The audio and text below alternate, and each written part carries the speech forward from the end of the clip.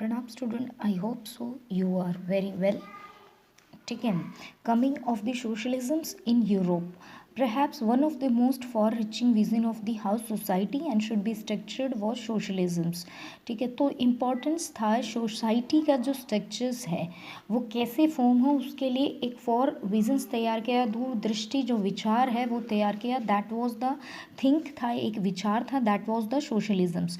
Bye the mid 19th century in Europe socialisms well known body of idea that attract wide spread attentions. Mid 19th century तक Europe में socialisms अपने आप में develop हुआ और ये इसका विचार चारों तरफ फैलने लग गया. Socialist has was against private property and saw root of all social evils of the time. Socialist ये सोचते थे जो प्राइवेट प्रॉपर्टी है उसके अगेंस्ट थे और समाज में जितनी भी सोशल इवल्स हैं, सामाजिक बुराइयां हैं, उसका मेन कारण ही प्राइवेट प्रॉपर्टी है, ऐसा वो सोचते थे. यहाँ पे क्वेश्चन है कि ऐसा वो क्यों सोच रहे थे.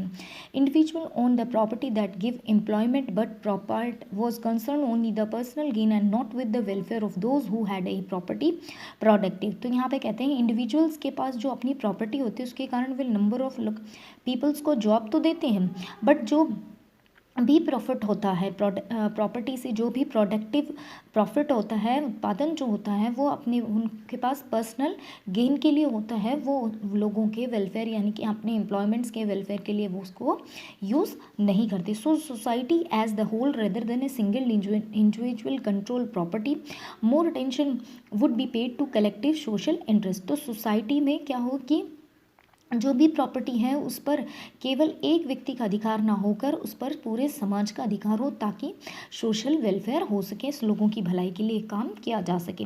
Socialist want this change and campaigning for. Socialist जो थे, समाजवाद के जो लोग थे, वो इस चेंज पर चेंजेस चाहते थे और उन्होंने इसके रिगार्डिंग बहुत सारे कैंपेनिंग चलाए, अभियान चलाए. अब है how could a society without property operate. एक सोसाइटी है बिना प्रॉपर्टी के कैसे चल सकती है और what is the basis of the socialist society.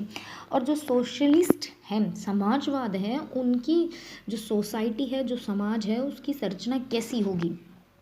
यहाँ पर है socialist had different vision for future. Socialist के बहुत डिफरेंट विजन्स थे फ्यूचर्स के लिए. Some believe in the ideas of the cooperatives.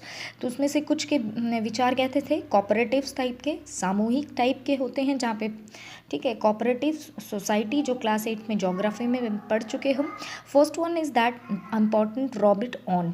ठीक है, ये एक इंग्लिश मैन्युफैक्चरर थे. इनका टाइम पीरियड ये 1771 से 1858 तक.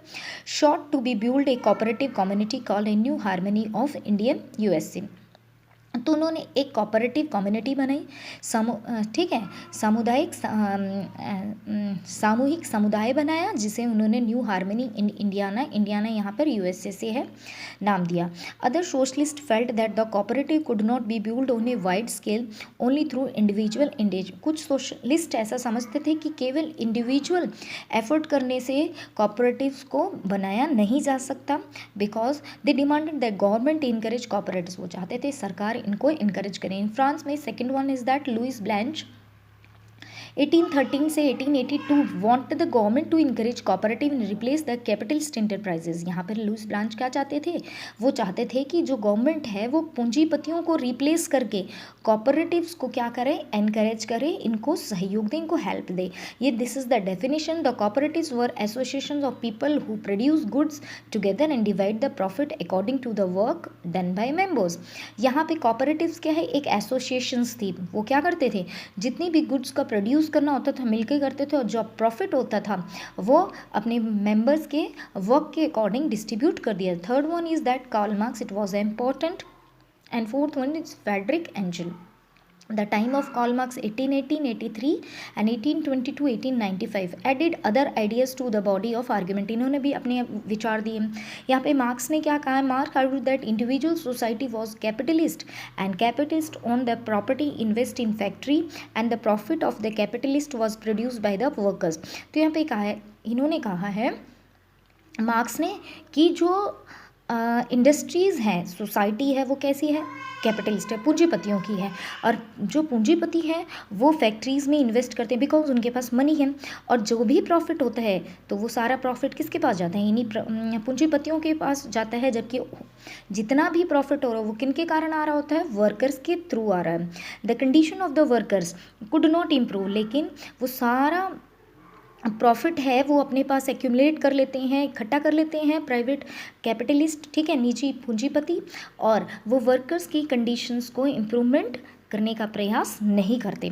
Worker had to overthrown capitalism and rule the private property. Workers को क्या करना चाहिए, इन कैपिटलिज्म्स को, पूंजीपतियों को और जो प्राइवेट प्रॉपर्टी है उनके रूल को ख़त्म करके समाप्त कर देना चाहिए। Marx believe that the free themselves the capitalism exploitation work to the construct of the radical socialist society where all the property were socially controlled। तो मार्क्स मानते हैं कि अपने आप को इन कैपिटलिस्ट के एक्सप्लॉयटेशन से अगर आज़ाद कराना है तो लोगों को खुद प्रयास करने पड़ेंगे, और उनको एक क्या है, परिवर्तनवादी, ठीक है, सोशलिस्ट परिवर्तनवादी ठीक है, सोशलिस्ट सोसाइटी को कंस्ट्रक्ट करना पड़ेगा, ठीक है, परिवर्तनवादी समाजवादी सोसाइटी को, जहाँ पे वो पूरे सोशली कंट्रोल्ड कर सकें। This would B A communist society. वो कैसी सोसाइटी कहलाएगी, कम्युनिस्ट सोसाइटी कहलाएगी, ठीक है। उनके रेडिकल्स मतलब होते हैं परिवर्तनवादी जो विचार हैं। ये सोशलिस्ट हो गए समाज, जहाँ पे समाज के सभी लोगों के वेलफेयर के वर्क किया जाता है।